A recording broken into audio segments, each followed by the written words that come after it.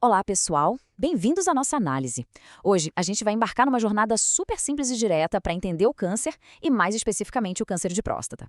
A ideia aqui é desmistificar a doença por completo, sem aquele peso ou excesso de jargões, sabe? Vamos focar puramente nas evidências, passo a passo, para todo mundo compreender essa mecânica de um jeito muito natural. Certo, bora dar uma olhada rápida no nosso roteiro. A gente começa pelo fardo global do câncer, depois entra em entendendo o câncer de próstata, em seguida vamos para reconhecendo riscos e sintomas, passamos por métodos de detecção e diagnóstico e fechamos com opções de tratamento e sobrevivência. Vamos mergulhar nisso?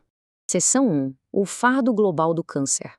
E para ter uma base sólida, a gente precisa olhar primeiro para os dados macro da Organização Mundial da Saúde. 10 milhões. É um número que assusta um pouco, mas em 2022, o câncer foi a causa de quase 10 milhões de mortes no mundo inteiro. Para colocar isso numa perspectiva mais clara, estamos falando de praticamente 1 em cada 6 mortes no planeta. É um desafio de saúde pública colossal que afeta todas as nações, sem exceção.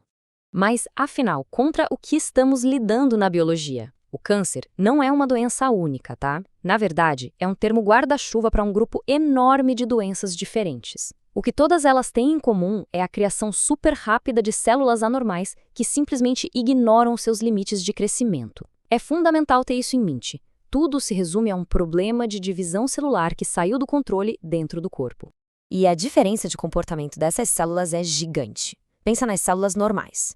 Elas têm um ciclo de vida programado. Elas nascem, cumprem o papel delas e, no fim das contas, morrem. Já as células cancerígenas fazem o oposto absoluto. Elas se multiplicam sem parar, recusam-se a morrer e vão se acumulando até formar o que chamamos de tumores. É por isso que elas causam tanta bagunça no nosso organismo.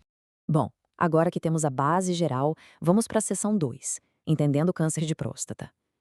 Vamos aproximar a lente para focar exatamente nessa glândula. A próstata é uma glândula bem pequena, do tamanho e formato de uma noze, que fica escondidinha ali embaixo da bexiga. O trabalho dela no corpo é secretar um fluido que vai se misturar com o sêmen.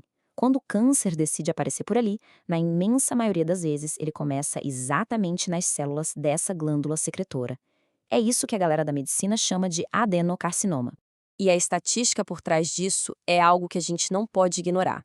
13% da população masculina, ou seja, 13 a cada 100 homens, vão desenvolver câncer de próstata em algum momento da vida. É justamente por ser algo tão prevalente, tão comum estatisticamente, que falar sobre isso e manter a conscientização em dia é simplesmente indispensável. Entramos agora na seção 3, reconhecendo riscos e sintomas. Vamos ver quem precisa ficar mais atento. A verdade é que o risco não é distribuído de forma igual. A idade é um fator de peso aqui. O risco desforma a curva depois dos 50 anos, sendo que 60% de todos os diagnósticos acontecem depois dos 65. A questão racial também é documentada, com uma incidência maior entre pessoas negras ou de ascendência africana. E, claro, a genética. Ter casos na família faz a chance de diagnóstico dobrar ou até triplicar, sem contar mutações genéticas específicas como o BRCA1 e 2 ou a síndrome de Lynch, que dão um belo salto nesse risco. Só que o grande problema do câncer de próstata é que ele é sorrateiro. No estágio inicial, ele é completamente silencioso, 0 sintomas. Por outro lado, quando chega num estágio mais avançado, o corpo começa a dar sinais bem claros e até incômodos. Coisas como vontade urgente e constante de ir ao banheiro à noite, fluxo de urina muito fraco, dor a urinar e até dores fortes e constantes nas costas e no quadril. A regra de ouro aqui é: a ausência de sintomas não significa de forma alguma a ausência de risco. O que nos leva à seção 4, métodos de detecção e diagnóstico. Vamos entender o passo a passo que a medicina usa para encontrar e classificar a doença. Então, a grande pergunta que surge é: como o câncer de próstata é de fato diagnosticado? O que exatamente acontece lá no consultório que dá ao médico a certeza absoluta? É um processo bem estruturado. A investigação quase sempre começa com o exame de toque retal e o exame de sangue PSA, que muita gente já conhece. Se esses dois levantarem alguma bandeira vermelha, a gente vai para o passo 3, exames de imagem mais detalhados, tipo ultrassom ou ressonância magnética. Mas o veredito mesmo, a peça final desse quebra-cabeça, é o passo 4, a biópsia. Essa é a única forma de bater o martelo e confirmar se existem mesmo células cancerígenas ali.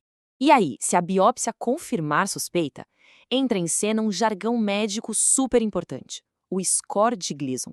Esse é um sistema de notas que os médicos usam para ver o quão anormais são essas células. Basicamente é o que indica se o tumor tem potencial para ser agressivo e crescer rápido ou se é de um tipo mais lento. Outro termo de enorme peso diagnóstico que a gente precisa conhecer é a metástase. A metástase acontece quando as células do câncer se desprendem lá do tumor original na próstata e começam a viajar e invadir outros órgãos, atacando frequentemente os ossos ou os nódulos linfáticos. É isso que define o estágio da doença, mostrando se ela ainda está só na região local ou se infelizmente já se espalhou pelo corpo.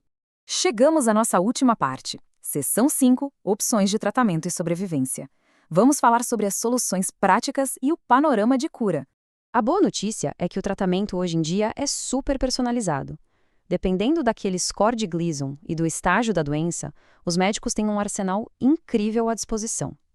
Para aqueles tumores de crescimento bem lento, existe a vigilância ativa, que é monitorar de perto sem fazer nada invasivo logo de cara. Já para os casos que exigem ação, temos opções como cirurgias super precisas feitas com robôs, radioterapia de última geração, terapias focais, até chegar nos tratamentos sistêmicos para quadros mais amplos como terapia hormonal, quimioterapia e a imunoterapia. Tem solução para quase todos os cenários. Agora, o que realmente impressiona é o impacto do momento do diagnóstico. Se o câncer for detectado lá no comecinho, quando ainda está só na próstata, a taxa de sobrevivência em 5 anos bate na casa dos 99%. 99% é muito animador. Mas, se a descoberta for tardia, quando a doença já está na fase metastática, essa taxa cai bruscamente para 32%. A lição que fica é muito nítida. O diagnóstico precoce é o grande divisor de águas na eficácia dos tratamentos. Mas e quando as coisas chegam numa fase mais difícil? A Organização Mundial da Saúde traz um dado que é um verdadeiro alento.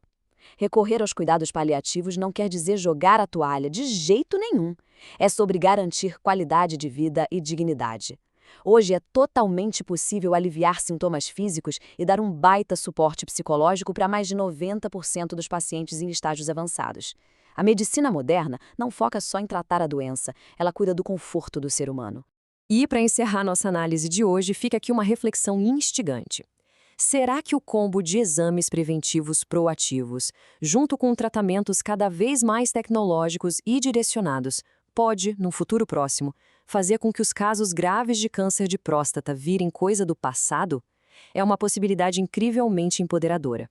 A ciência já entregou o mapa do tesouro para a gente. A decisão de assumir o controle da saúde o quanto antes é o primeiro grande passo. Pense nisso.